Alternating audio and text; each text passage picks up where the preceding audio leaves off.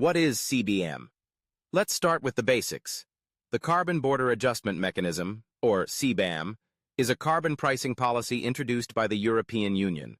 It places a carbon cost on certain imported goods to match the carbon price already paid by EU producers under the EU Emissions Trading System, or ETS. In simple terms, if a European company must pay to pollute, foreign producers must too, if they want to sell into the EU. Why was CBAM introduced? So why do we need CBAM? Two big reasons. First, to prevent something called carbon leakage, when companies relocate to countries with weaker environmental laws just to avoid carbon taxes. Second, to protect fair competition. EU manufacturers already invest in cleaner technology, so imports from dirtier industries shouldn't be cheaper just because they skip climate costs. CBAM is about fairness in trade and in climate action. What products are affected? CBAM doesn't apply to everything, at least not yet. It starts with high-emission sectors: cement, iron, and steel, aluminum fertilizers, electricity, and hydrogen.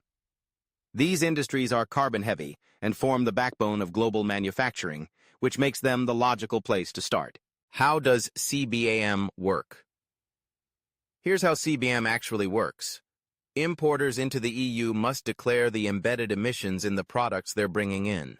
That means measuring how much CO2 was released during the product's manufacturing, including energy, fuel, and raw materials. If that product comes from a country with no carbon price, or a lower one than in the EU, the importer pays the price difference. Think of it as a carbon equalizer, leveling the cost of pollution between trading partners. Timeline of implementation. CBAM isn't just an idea. It's already in motion. The transitional phase began in October 2023. During this period, importers only need to report emissions. No payments yet. But from January 2026, financial charges will start. That means businesses exporting to the EU must prepare now, by measuring emissions, cleaning up supply chains, and getting documentation in place. Impact on exporters and developing countries. What does CBAM mean for exporters, especially in countries like India, China, or Brazil? It means higher compliance costs and new reporting requirements. Exporters who rely on coal-heavy energy or outdated processes may lose market share or pay more at the border. But here's the opportunity. Companies that go green can gain a competitive edge. If you reduce emissions and prove it, you avoid CBAM costs and attract climate-conscious buyers. What can businesses do? To prepare for CBAM, here are 4 smart steps. Measure your emissions. Scope 1, Scope 2, and if possible, Scope 3.